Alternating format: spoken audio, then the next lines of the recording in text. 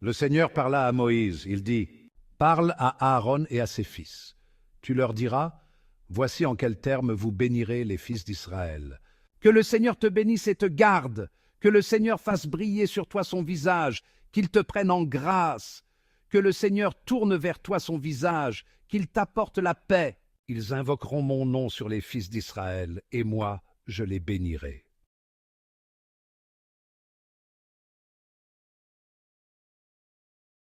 Frères, lorsqu'est venue la plénitude des temps, Dieu a envoyé son Fils, né d'une femme et soumis à la loi de Moïse, afin de racheter ceux qui étaient soumis à la loi, et pour que nous soyons adoptés comme fils. Et voici la preuve que vous êtes des fils. Dieu a envoyé l'Esprit de son Fils dans nos cœurs, et cet Esprit crie « Abba », c'est-à-dire « Père ». Ainsi tu n'es plus esclave, mais fils, et puisque tu es fils, tu es aussi héritier. C'est l'œuvre de Dieu.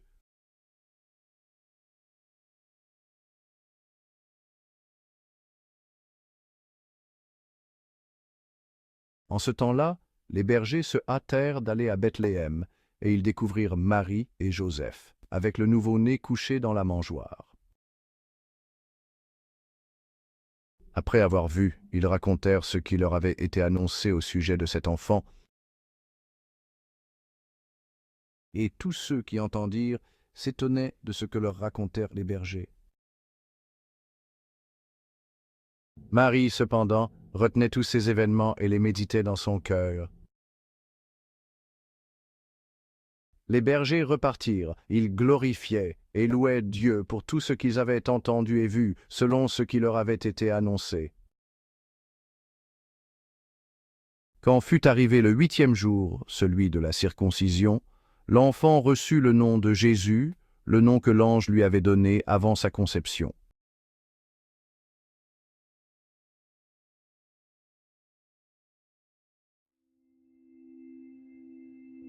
Comment pouvons-nous, avec notre compréhension humaine limitée, exprimer véritablement la grandeur de Marie, mère de Jésus? Son histoire est tissée dans le tissu même de notre salut, un témoignage de l'amour et de la miséricorde sans borne de Dieu. Marie, une jeune femme de Nazareth, s'est retrouvée choisie pour un dessein divin, un instrument du plan de Dieu pour l'humanité. Dès l'instant où elle a prononcé son humble « oui », Marie a embrassé son destin avec une foi inébranlable. C'était un « oui » qui allait changer le cours de l'histoire, comblant le fossé entre le ciel et la terre. Par sa volonté de devenir la mère de Jésus, Marie a rendu possible l'impossible, permettant à Dieu d'entrer dans notre monde sous une forme humaine.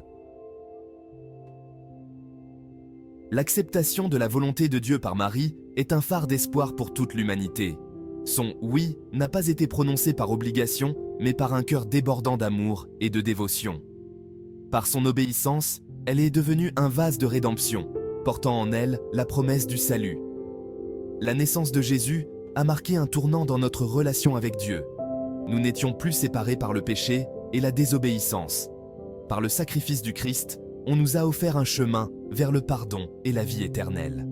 Et au cœur de cet événement miraculeux se tenait Marie, l'humble servante qui a joué un rôle crucial en apportant l'amour de Dieu dans le monde.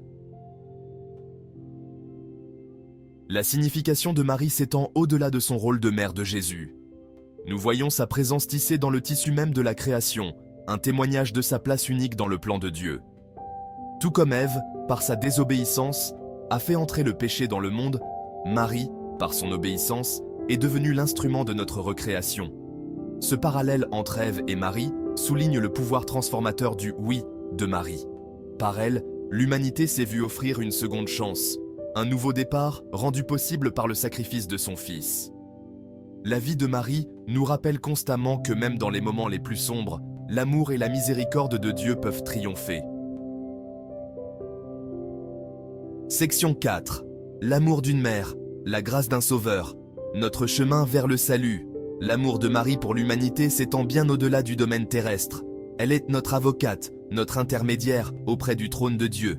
Tout comme elle a réconforté son Fils durant son ministère terrestre, Marie continue d'offrir réconfort et conseil à tous ceux qui recherchent son intercession.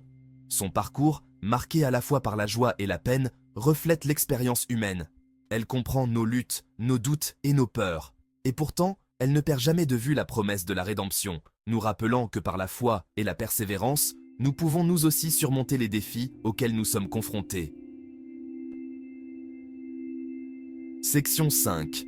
Un héritage de gratitude. Honorer le sacrifice de Marie. En tant qu'héritier de ce don incroyable du salut, nous ne devons jamais tenir pour acquis le sacrifice consenti par Jésus et sa mère. La vie de Marie témoigne de la puissance de la foi, de l'obéissance et de l'amour indéfectible. Elle est un phare d'espoir, nous rappelant que même dans notre fragilité, nous sommes infiniment aimés de Dieu. Honorons l'héritage de Marie non seulement par des paroles, mais par des actions. Efforçons-nous d'imiter sa compassion, son humilité et sa dévotion indéfectible envers Dieu. Et puisse son histoire continuer à inspirer les générations à venir, nous rappelant l'amour et la miséricorde sans bornes qui attendent ceux qui ouvrent leur cœur à la grâce de Dieu.